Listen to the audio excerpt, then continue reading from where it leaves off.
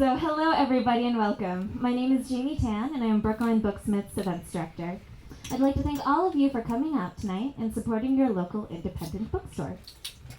Before we begin, I'd just like to tell you about a few of our upcoming events. Tomorrow night, we have Alexei Zentner and Andre Dubus III for their latest books, The Lobster King and Dirty Love, respectively. And on June 17th, we have Courtney Mom for her book, I'm Having So Much Fun Here Without You. And we're also selling tickets to our July 13th event with Elizabeth Gilbert. So for more information about these and other events, please visit brooklinebooksmith.com, follow us on Facebook and Twitter, or pick up one of our event calendars. And I'd also like to give a big, and this is pun intended, thanks to BIG, Brookline Interactive Group, for taping tonight's event. See ya! And tonight, I am delighted to introduce Michael Blanding, author of The Coke Machine and journalist who has written for The Nation, New Republic, Consumer's Digest, and the Boston Globe magazine. His latest book, The Map Thief, is an intense and amazing ride through the seemingly quiet but salacious annals of cartography, specifically the story of E. Forbes Smiley III, the third, that still blows my mind, and his decades-long obsession with maps, especially stealing them. I have to just say personally how much I enjoyed this book. Michael's storytelling drew me in, and I love the characters so much I couldn't even believe that they were real. The book is full of lines and details that you just cannot throw away. One of my favorites, describing Ronald Veer R.V. Tooley, the father of the modern map trade. At the annual Antiquarian Booksellers Association dinner, he was a tireless dancer and a shameless flirt. Read this book, and your list of favorite facts and lines will be taller than I am, I can guarantee you that. So please join me in welcoming Michael Blanding.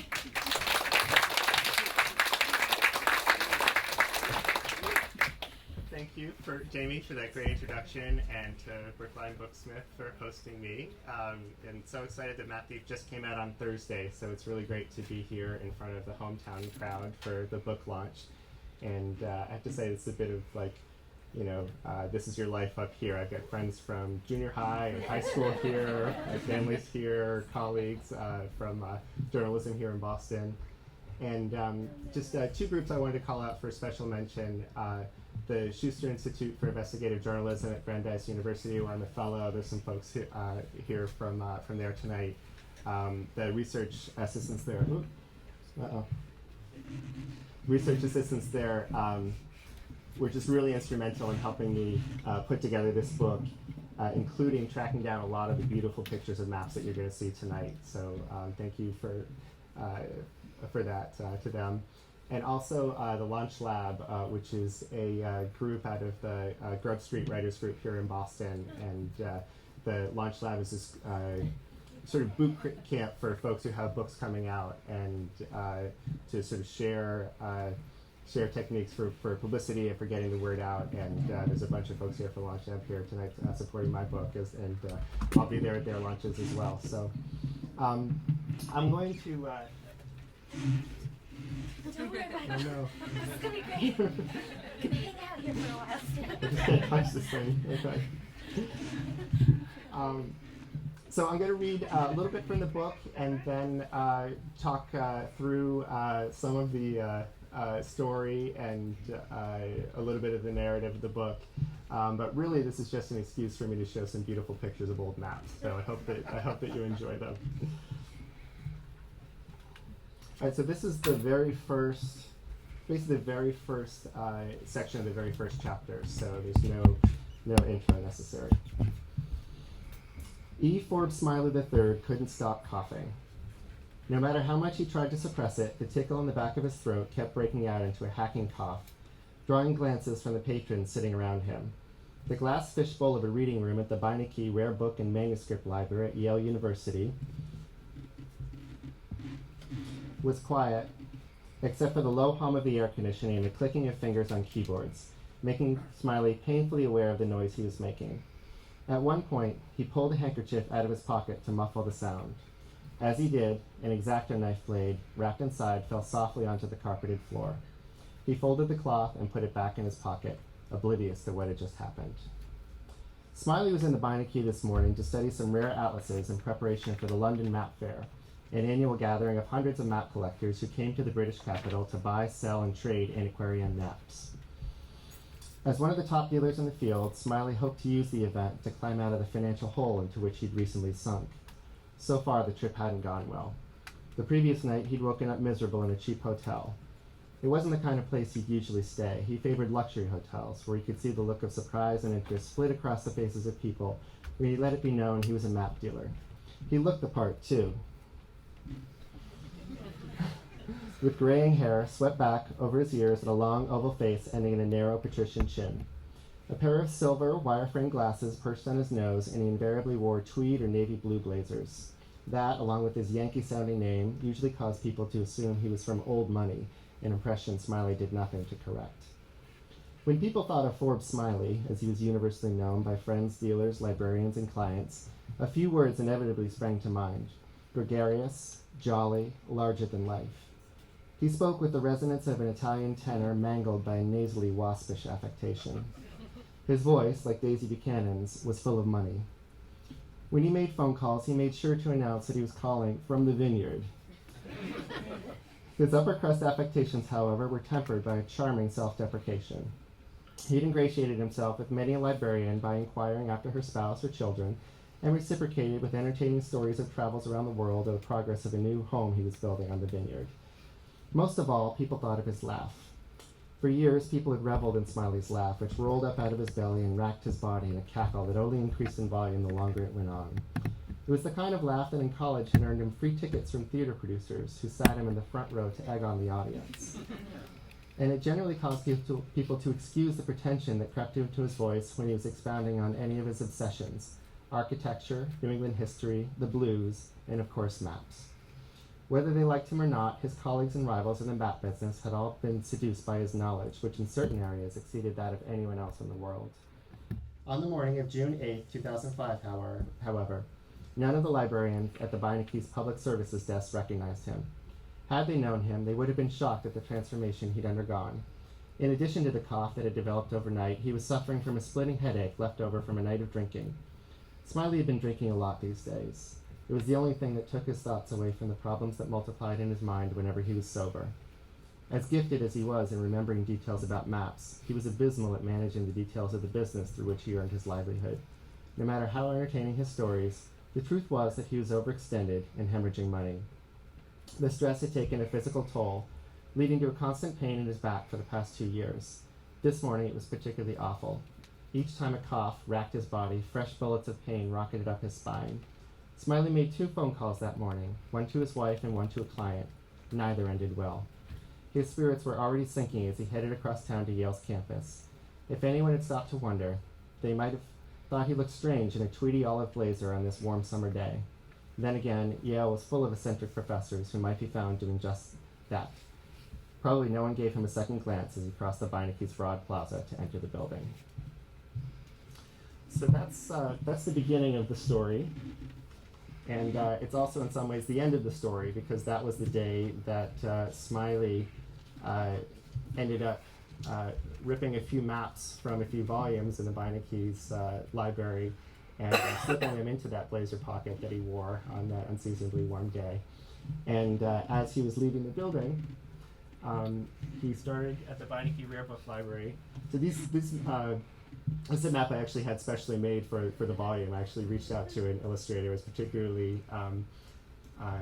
excited that it was a Dutch illustrator, since the Dutch were the ones who really pioneered the golden age of map making back in the 1600s. So I had him make a few maps specially for the volume that I'm going to show along with the antiquarian maps tonight. But as you can see, he started at the Beinecke Rare Book Library up at the top there, made it all the way as far as the Yale British Art Center down at the bottom of the slide. Little did he know there's a plainclothes police officer on his tail who stopped him in the art center and brought him back to the library. And as he was there, they ended up searching his briefcase and eventually searching his person. And in that blazer pocket, they found this. So this is a map of New England by John Smith, made in 1631. It's a later edition of a map that was originally drawn in 1614. And we mostly know John Smith today from the Jamestown colony and the story of John Smith and Pocahontas, sort of the original power couple in American history. But he had a second act. After he was sort of drummed out of the Virginia colony because he didn't know his place among the gentlemen of the colony. He was a yeoman farmer, and they didn't like him telling him what to do. So he ended up leaving Virginia, and he wanted to found this new colony that would be based on merit rather than social standing, and he saw it in New England. And this is actually the map that he drew. He actually coined the phrase New England, both as a way to claim the territory for England, and also for himself, as you can see by the very large portrait of himself that he put in the corner of the map. And the great thing about the portrait is that he actually updated it over time. So this is a later edition of the map, and so you see the big bushy beard that he added later, just to make sure that he looked distinguished as time went on. The other great thing about this map is that it's filled with all of these names of English cities that he had put on the map when none of them actually existed. So it was sort of a forward-looking map that he thought that, maybe if he put some of them there, then eventually people would come and actually found them. And in fact, one of them actually did become a reality. You can't really see it, but down towards the bottom, he wrote the name Plymouth, and the Pilgrims carried this map on the Mayflower, landed at that spot, and named their colony Plymouth. None of the other names remain today, but that one did. So it's a very valuable map. It's very rare. It only exists, in a few dozen copies. The last time it was at auction, it went for $50,000. So Smiley had hoped that by stealing this map and selling it, he would be able to get out of the financial hole into which he'd sunk. As the investigators started examining Smiley, they went and looked at a security tape that was made on the day that he was in the library, and they also found evidence of this map that he ended up taking out of one of those atlases from the golden age of Dutch cartography. This is by a mapmaker named, I always mispronounce this, but Gerard de Jode, I believe. This one actually goes for over $100,000.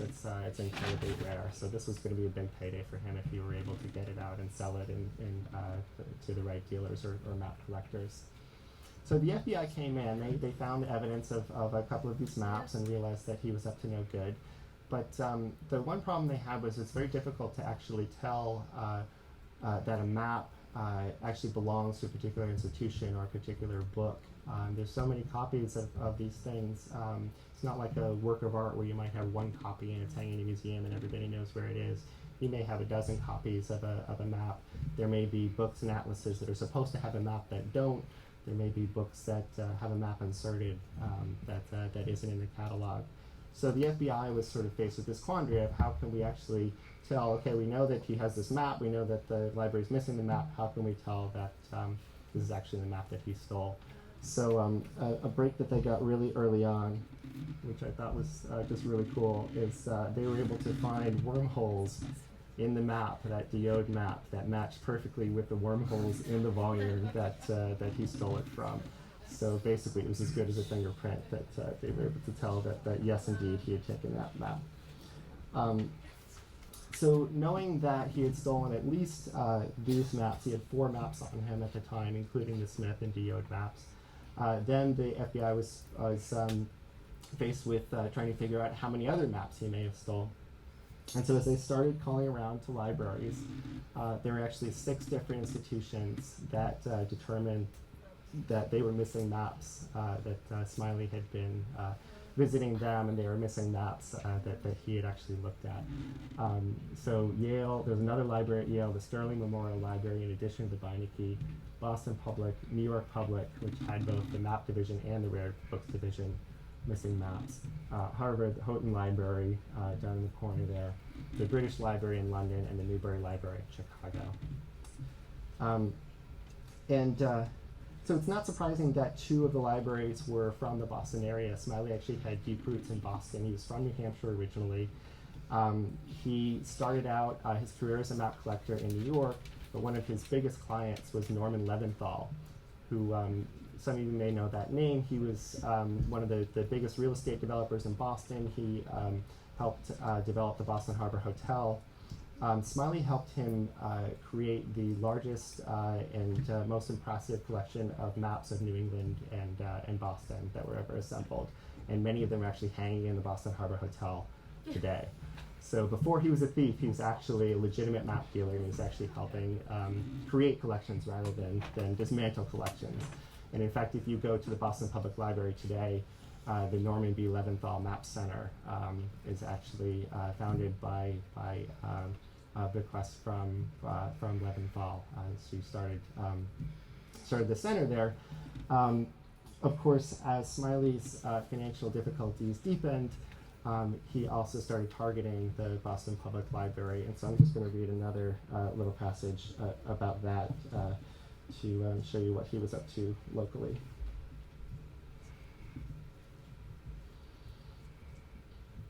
By 2003, Smiley's list of targets included the Boston Public Library, which had exhibited the Norman Leventhal collection a few years earlier. Unlike the New York Public Library, the BPL didn't have a dedicated map room or even a map curator to look after its collection. Maps were included as part of the rare books and manuscript department, housed in a nearly forgotten room on the library's 3rd floor. To get there, Smiley climbed a marble stairway from the main reading room and threaded his way through a warren of rooms with random, almost bizarre exhibits, including a room full of dioramas depicting 3-dimensional versions of classical paintings, and another recreating the office of a former Boston Symphony Orchestra conductor. This is all true, it's really bizarre. He checked his coat and briefcase, but left on his blazer, and greeted the librarians warmly, asking about their families and telling them about the trips he took to Europe and the stores he was building up in Maine. Often he dropped references to the collection he'd helped build for Mr. Leventhal. Few people ever requested the maps in the department, much less dealers of Smiley's stature, so they were eager to help. Once inside, Smiley filled out call slip after call slip. He was so well known by staff, he barely included his name and address, writing only Smiley, M.A., in all capital letters. The BPL's Rare Books reading room wasn't large, but it did have one drawback for efficient monitoring, a series of several pillars that blocked some tables from the view of the curator's desk. And it was attractive to Smiley for another reason. Many of the BPL's maps were contained in books, which were often poorly cataloged with little indication of the specific maps they contained. So here's a map from one of those books that was at the Boston Public Library. It's also a map of New England. It's a pity it's probably hard to see from back there, but this is a map by one of my favorite map makers I discovered. His name is Sir Robert Dudley, and he was the illegitimate son of an English lord who was also rumored to have been the lover of Queen Elizabeth. Because of that, he was never allowed his titles in England, and so at a certain point he ended up fleeing England after his sort of court case went bad. He fled with his mistress to France. He became Catholic in France, which was sort of the one way that he would never be extradited back to England, and then ended up in Florence in Italy. And it was there that he became a map maker and sort of bequeathed his own contributions to cryptography. Before his death, Dudley bestowed one last honor in his native country, a sea atlas called the Del Arcano del Mare. Dudley's ambitions exceeded his experiences. He had taken only one voyage of exploration himself. The book, whose title means Secrets of the Sea, was nothing short of a comprehensive atlas of every known coastline on the planet, a feat not even the Dutch had attempted. At the time, the English hadn't even produced a sea atlas of England. As Dudley's collected charts from explorers and navigators, he applied another revolutionary twist. He rendered each of them on a Mercator projection, something that wasn't consistently applied by cartographers for another 50 years. Despite some inaccuracies in Dudley's maps due to faulty source material, the atlas is a stunning work of art.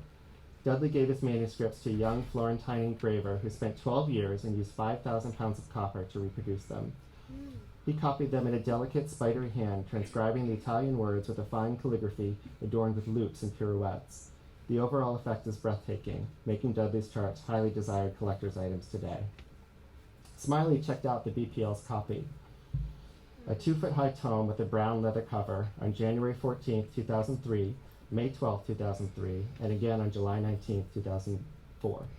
On one of those dates, he flipped through the featherlight pages until he came to the maps of the Americas. In addition to several general charts of the East Coast, Dudley had produced several smaller scale charts, one chart of New England and the New Netherlands, one of Chesapeake Bay, and one of Southern Virginia. Smiley slipped a razor down the length of the binding, the blade curving slightly across the grain of the paper as it sliced through all 3 sheets at once. So you can actually see it's a little bit hard to tell here because the atlas has been prepared, but it's really quite striking when you see that gash just down all three lines of the pages there. And 2 of those maps were returned, the ones on either side. The one in the middle, however, is still missing. So there's an open question about where that is and whether or not that will ever be returned.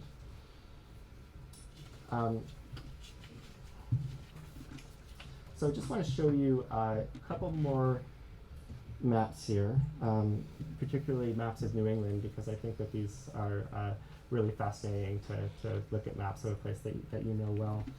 This is a map that occurs about 30 years after Robert Dudley, and this is at a time when the English were really sort of taking the crown from the Dutch. They had new scientific methods. It was the age of the Enlightenment, and they were applying these scientific methods to create more accurate maps. And this is by a map maker named John Seller, who made this map probably around 1675. And up until this point, the English weren't too concerned with their colonies. They'd been fighting a civil war. They had other things on their mind. So it was really not until the 1660s that they really started looking to actually colonize New England and make John Smith's dream a reality. And one interesting thing about this map is it's right in the middle of King Philip's War, and there was a sort of devastating massacre that occurred in the town of Deerfield in Massachusetts. And if you look in the middle of the map, you can see that there's a pack of Native Americans and a pack of soldiers sort of fighting it out right in the middle there. So these maps were definitely artifacts of their time and sort of depicted things that people would be very familiar with. John Seller is sort of a interesting character. He was one of the first English map makers who actually put together accurate charts that eventually ended up being used by English mariners to control the seas and finally take control over the Dutch and the Portuguese and create the British Empire where the sun never set. Personally, however, he ended up not getting much credit for it and ended up dying poor. And it was other people who sort of took his maps later and actually established that legacy. And all these stories in the map makers is really interesting to sort of see the parallels in Smiley's own story about these sort of stories of people trying to make money in this really difficult world of map making and map dealing, and some of them succeeded and some of them didn't. Another interesting thing about this map in terms of Smiley, this was a map that was stolen from the Sterling Memorial Library at Yale. And the librarian at the library actually noticed this map, of which there's only 3 copies in the world, on Smiley's website. And particularly, she noticed that there was this smudge.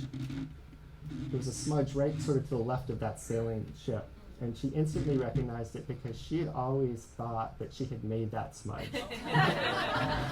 So she had pangs of guilt, feeling like that she had made that smudge on the paper. And when she saw that on the website, she immediately went to her superior and said that she thought the map was stolen. And he ended up dropping the matter. He said, I think his direct quote was, "What am I supposed to do, arrest the guy?"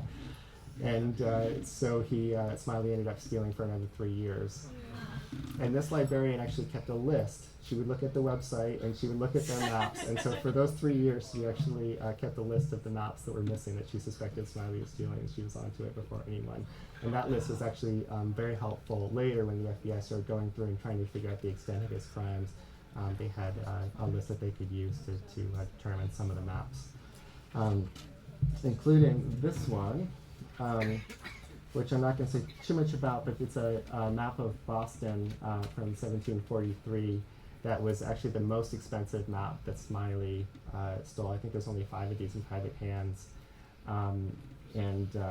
This map in particular, I think it's the first map to have Faneuil Hall. It's one of the first American city plans to sort of have this level of detail. And he ended up selling this map for $185,000. So. So what did Smiley do with all these maps? Well, as I said, he'd been a legitimate dealer for about 30 years, and he had a network of other dealers in New York City, which, again, the map maker who worked with me, Yelmer Nordeman, produced this map of New York City with the different map dealing houses back in the day. And we think of map dealing, it must be this sort of rarefied pursuit with gentlemen with glasses and libraries and drawing rooms.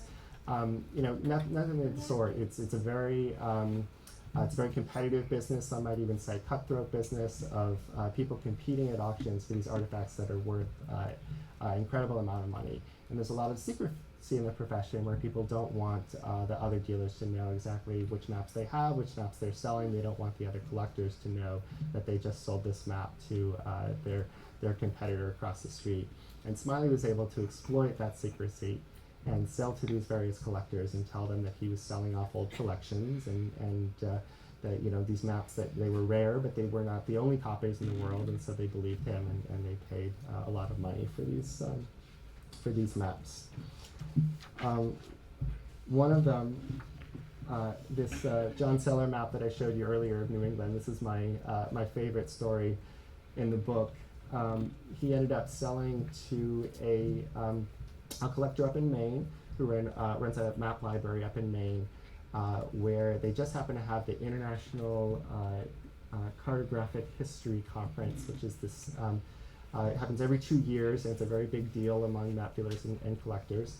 And so when it was coming to Maine, he wanted something to celebrate with, and so he took this John Seller map of New England that he had bought from Smiley and used it to produce a limited edition beer bottle that was distributed at the conference.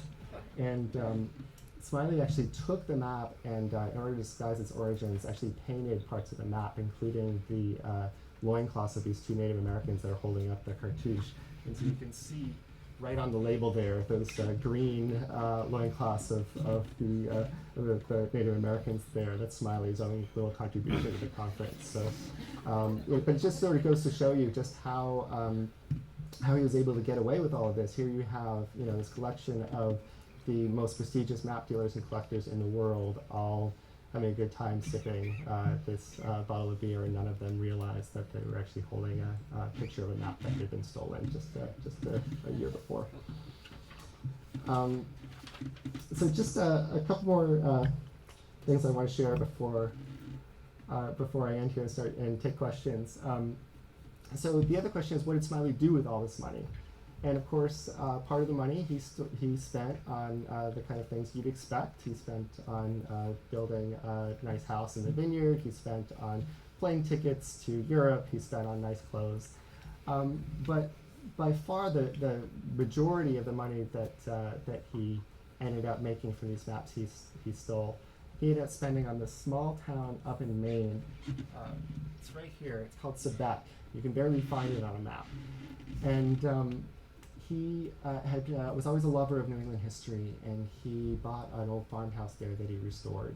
And then as he got more ensconced in the town, he decided that he was going to buy more property. And he bought a post office, he bought a general store, he bought a restaurant, he bought a park. And many of the people in the town, this is sort of a depressed logging town up in northern Maine, they really looked at him as this hero, as this Robin Hood who sort of came in actually employed half of the town and revitalized it. They had a vision of creating this sort of little utopia up in Maine. Here's a map that of Quebec. These are Smiley's stores here, and here's his house. It's a very small town. Here's the park he created, and then right here is his neighbors across the street that had a very different vision for the town. They wanted to build a speedboat marina and an ice cream shop. And Smiley and his friends, the historical preservationists, said, no, that's not what we want. We want cutesy stores and restaurants. And if anybody knows anything about Maine, the worst thing you can do in Maine is tell someone else what to do with their property. So they ended up getting a huge legal feud that added legal bills onto the problems that Smiley was already having in the competition that he was having with rival dealers. And eventually all that financial pressure got to be just too much for him. So I won't tell you how the story ends. I don't want to spoil it. But I will say that, as I said in the beginning, he does get caught. It's right in the first chapter, so I'm not giving anything away. He did admit to stealing a great many maps, so not necessarily as many as the libraries think he stole. And he also ended up spending some time in prison, though not as long as some of the libraries wish that he had. He now lives on Martha's Vineyard with his family. I actually went and interviewed him for the book. It was the first time he'd given an interview to a reporter.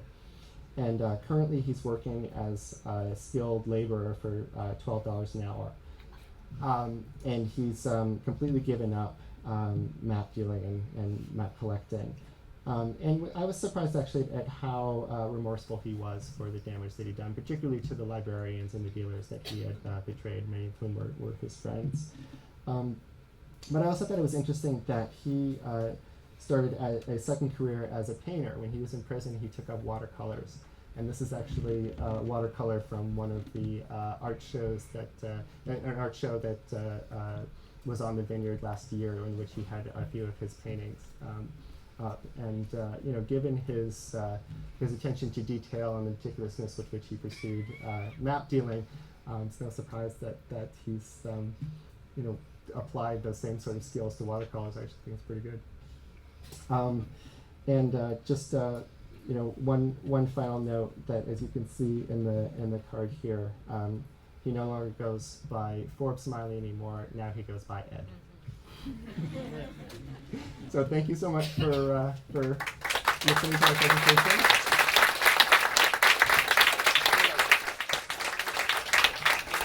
And I'd be happy to take any questions that people have.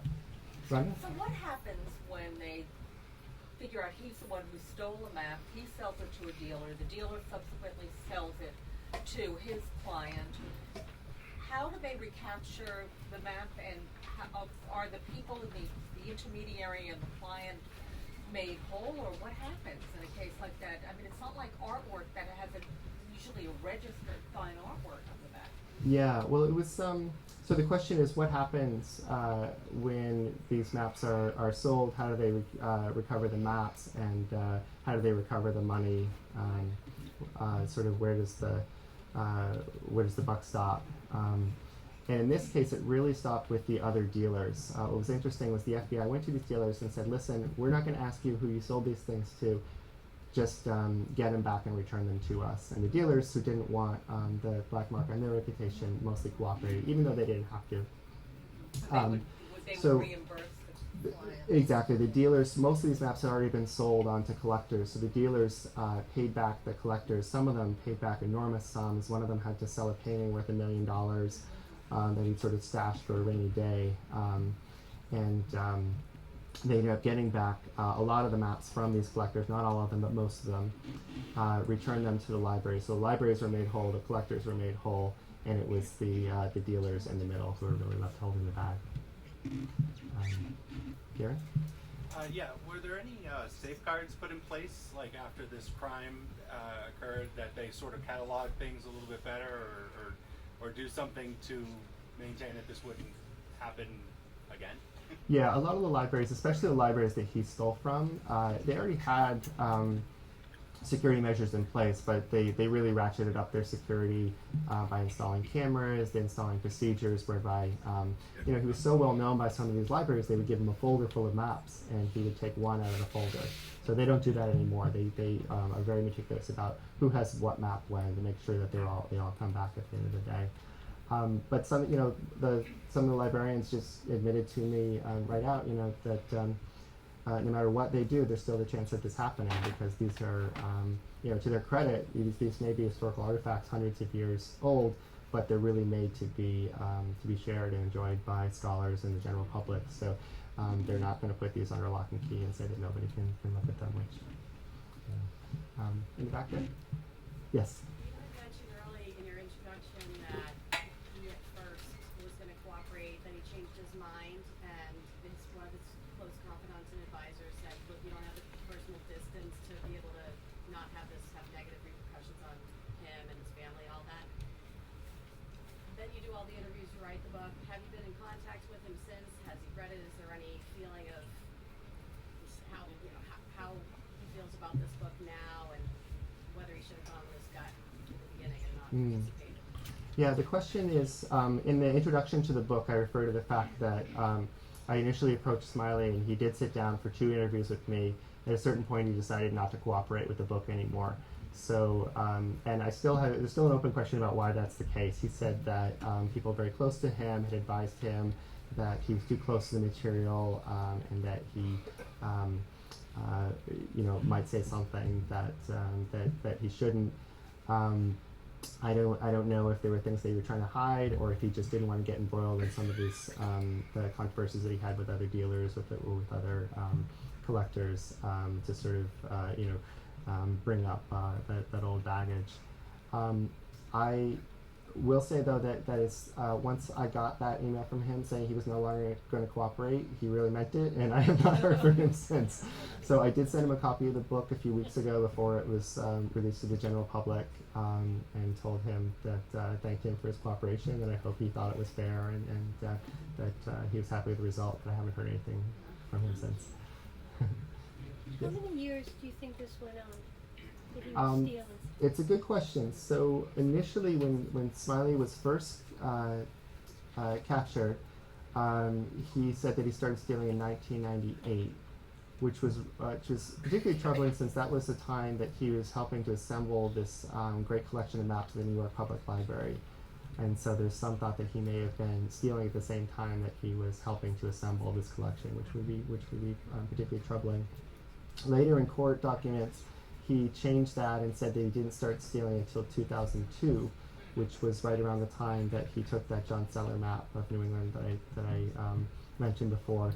And I haven't found any evidence of any maps that I can definitively say he took before that, just based on library records, based on interviews with librarians. Nobody can say definitively that he stole anything before 2002. There's some rival dealers who accuse him of stealing things all the way back into the 1980s.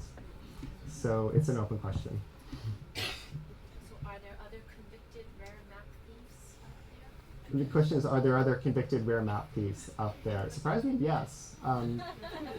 This has been going on, at least since the 1970s. That, in fact, that John Seller map of New England had been stolen once before, believe it or not, in 1978, and was recovered, and then Smiley stole it again.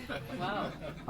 The largest map thief in the United States before Smiley was this guy named Gilbert Bland, who was also a map dealer, but he was kind of a small-time map dealer. He stole maps worth maybe $100,000, $200,000. There was a book written about him 10 years ago, and after that, a lot of the libraries instituted security measures.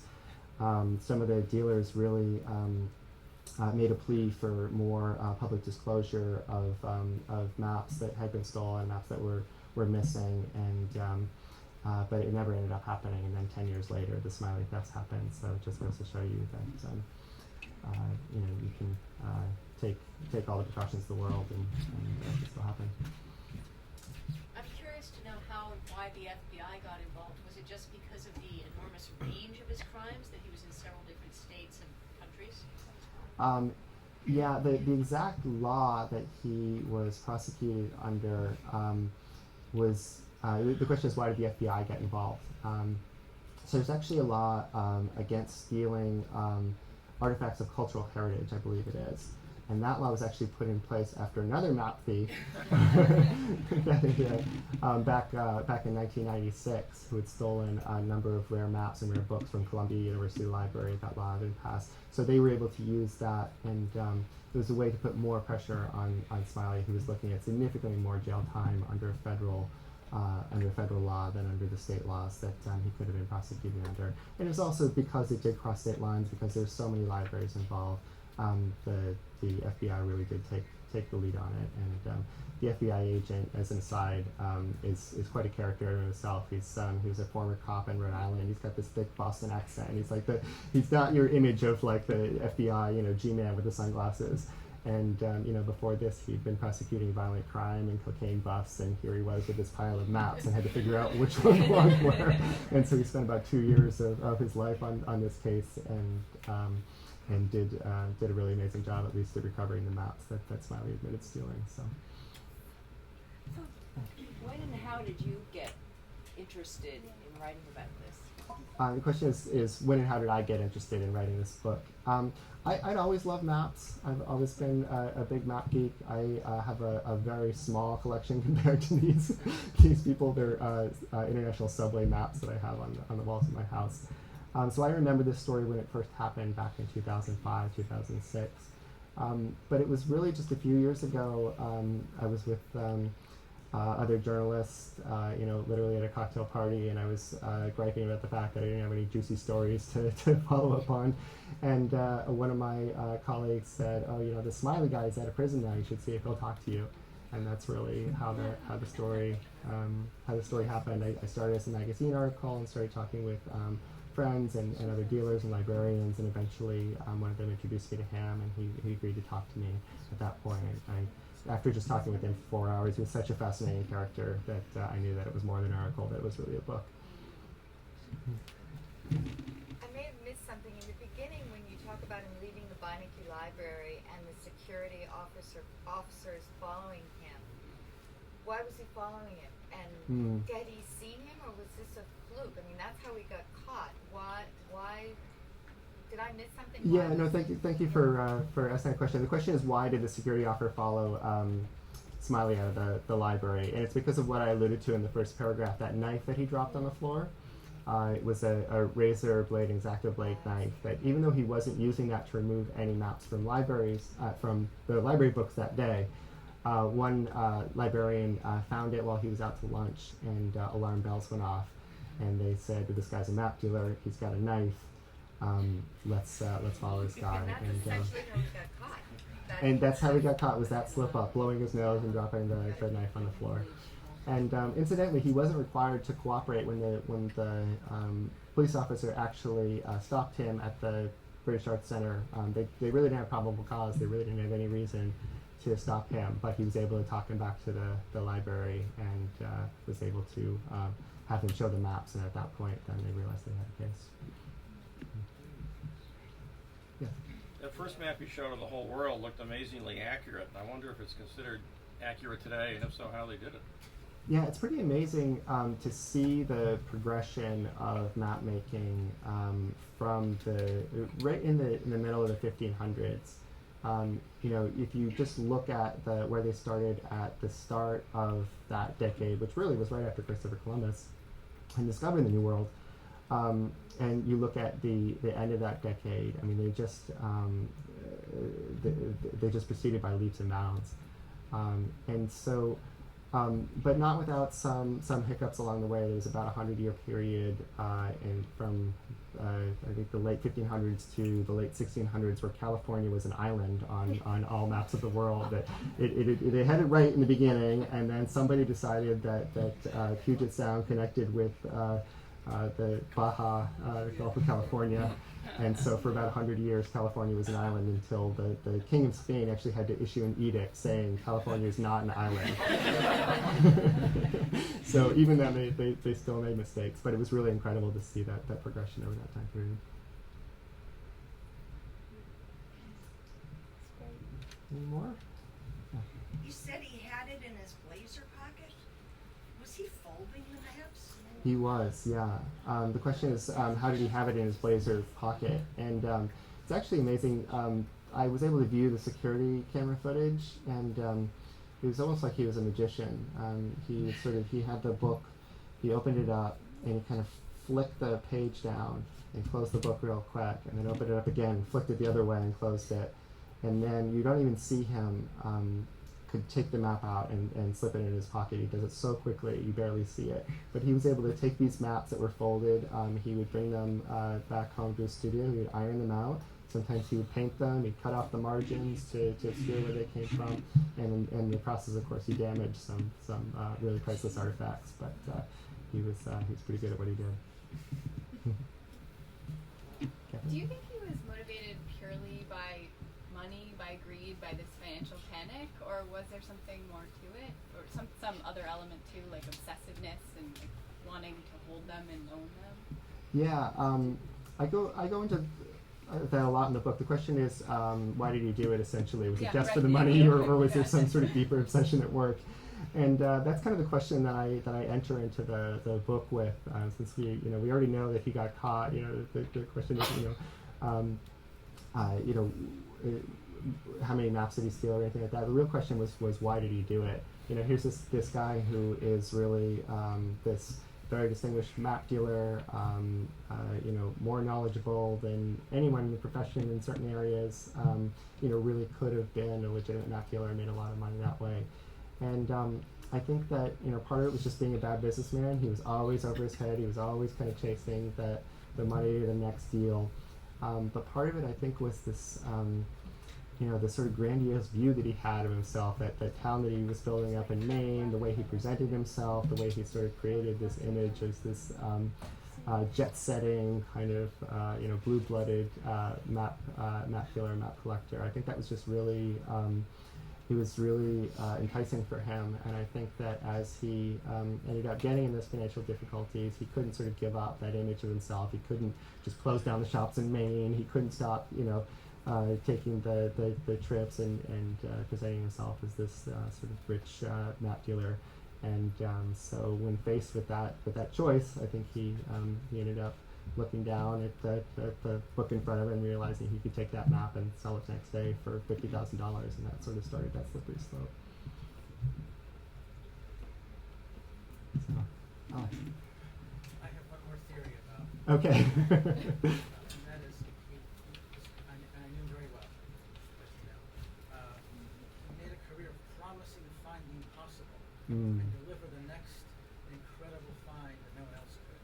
He began to run out of those things to present to all of his dealers, and so he tried that much harder, and eventually that was one of the reasons why he had to steal them, because he couldn't find equally impressive, rare, remarkable documents. Yeah. So just to introduce everybody, this is Alex Krieger, who's written an amazing book about maps himself, mapping Boston, and helped Norman Leventhal put together a lot of his collection. And dealt with Smiley during that period. And I think you're right. It sort of goes with this image that he had created himself of sort of getting this really rare material and the stuff that no one else could get. At a certain point, the map business became really competitive, and it became really difficult to get that material, and there's only one way to do it. I'm amazed by how little time this guy spent in jail. Because, this is grand larceny, and you're not the only one. yeah, he cooked the books, obviously. There's tax fraud involved here, because he would have had to show in his books that he had purchased these maps for something, so he understated his income. In total, how many years did he spend in jail? It sounds like very few. Yeah, so he ended up spending 3 years in jail, actually, for over $3 million worth of that, so I'll spoil that. But, I go into it a lot in the book that there was actually a lot of back and forth during the court hearings about this, and the judge was faced with a choice. He did help recover a lot of the maps that he stole, and so she was faced with a choice. Do you reward that cooperation so that the next time this happens, someone else will be equally cooperative, or do you say, you've stolen his maps, you've destroyed cultural patrimony, and you deserve to pay a high price for it. And the judge eventually decided on leniency just for that very reason, to set an example for others who might come after him. So, it was very controversial at the time. A lot of librarians were equally amazed at the jail sentence that he received. Family. I mean, he was struggling financially. Suddenly, he's buying towns. I mean, nobody else besides Well, the the librarian. amazing thing about him is that no one ever knew he was struggling financially. I mean, that was sort of what makes him such an interesting character in my mind, is that he always sort of kept that. As far as I know, from his wife, even his very close friends had no idea. He was going up to this town in Maine, he was peeling off $100 bills from his bankroll, paying for everybody's meals, at the same time that he was really struggling to come up with these maps. All right, great. And just one more question.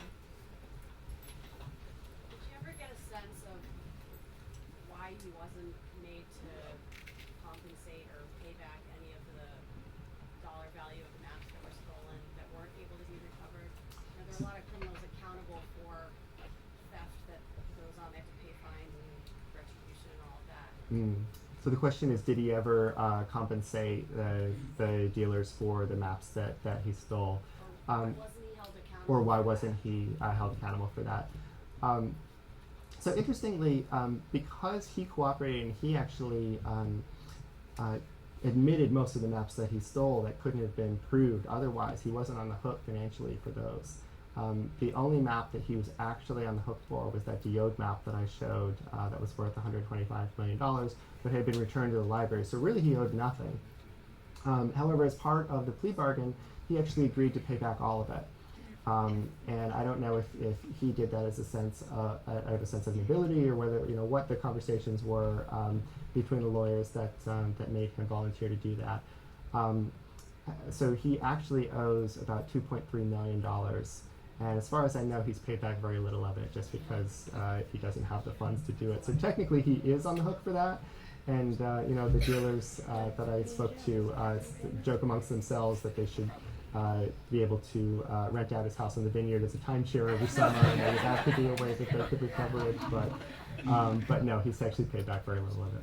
But they can't seize assets or anything they would do and say at the rug. They did seize his assets. They made him sell all the property up in Maine, but according to Massachusetts law, you're actually not allowed to take someone's house if it's their primary residence. And so he was able to keep that beautiful home that he had been building on the vineyard. It was in sort of a state of disarray when he was arrested. It had been sort of half built, and I don't even think had running electricity or water at the time.